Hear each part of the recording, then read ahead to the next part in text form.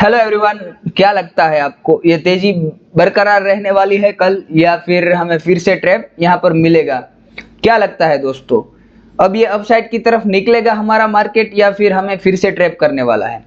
दोस्तों पहले तो ये जान लो कि आज हमें अपसाइड की तरफ जो रैली अच्छी खासी देखने को मिले, हमें तेजी बाजारों में देखने को मिले, तो उसका सबसे बड़ा रीजन है आईएमएफ का इंडिया को लेकर पॉजिटिव बयान देना। और उसने ये भी कहा है कि ग्लोबल मार्केट अभी बहुत ही हाई हो चुके हैं, क्योंकि अगर ग्लोबल मार्केट यहाँ से गिरते हैं तो हमारा मार्केट भी यहाँ पर प्रेशर में आ सकता है। तो इस बात को भी आप ध्यान में रखना।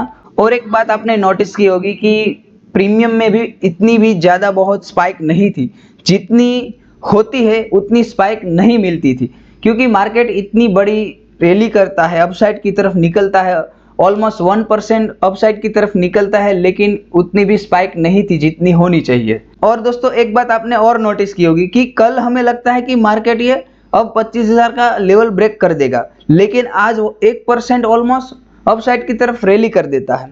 तो इसका सबसे बड़ा रीजन है कि मार्केट अभी भी क्लियर ट्रेंड नक्की नहीं कर पा रहा है। ये जो चाइना और यूएस का टैरिफ वॉर चल रहा है, पॉजिटिव न्यूज़ तो आ रही है कि यूएस और इंडिया के बीच जो ट्रेड डील हो रही है उस पर भी हमें पॉजिटिव वाइब्स दिख रहे हैं। और आरबीआई ने भी बोल दिया है कि हम रुपीस को अब घटने नहीं दे सकते हैं।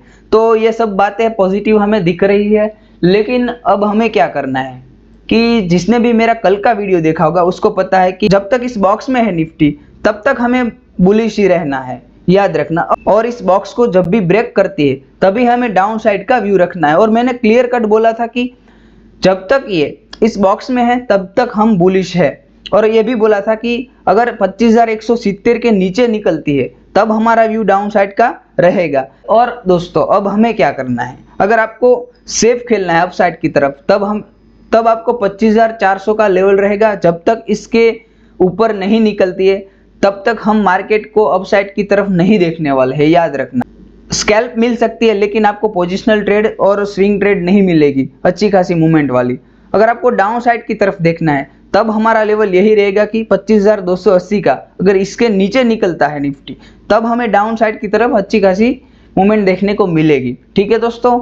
और दोस्तों मान लीजिए कि कल गैप अप ओपन होता है 100 पॉइंट या 80 पॉइंट जो भी हो रहा है, तब आपको क्या करना है कि 25,400 को रिस्पेक्ट कर रहा है या नहीं आपको देखना है। 15 मिनट टाइम फ्रेम पर इसको ब्रेक करेगा तभी आपको अपसाइड की तरफ देखना है, वरना नहीं देखना है। वरना क्या होगा कि यहाँ से फिर से हमें सेलिंग प्रेशर दिखेगा और ये फिर से मार्केट डाउन साइड की तरफ आ सकता है। ठीक है दोस्तों, यहाँ पर मार्केट में कुछ भी हो सकता है। तो अब देख ले है बैंक निफ्टी को। आपका क्लियर हो गया कि डाउन साइड की तरफ हमारा व्यू रहेगा 25,280 का और अप साइड की तरफ रहेगा 25,400 का। इसके ऊपर निकलता है तभी हम अप साइड का और इसके नीचे निकलता है तभी हम डाउन साइड का। अब देखते हैं बैंक निफ्टी को। और निफ्टी बैंक में मैंने क्लियर बोला था कि जब भी ये 56,600 को ब्रेक करेगा तब हमें 200 या 300 पॉइंट की अपसाइड की तरफ रैली देखने को मिलेगी।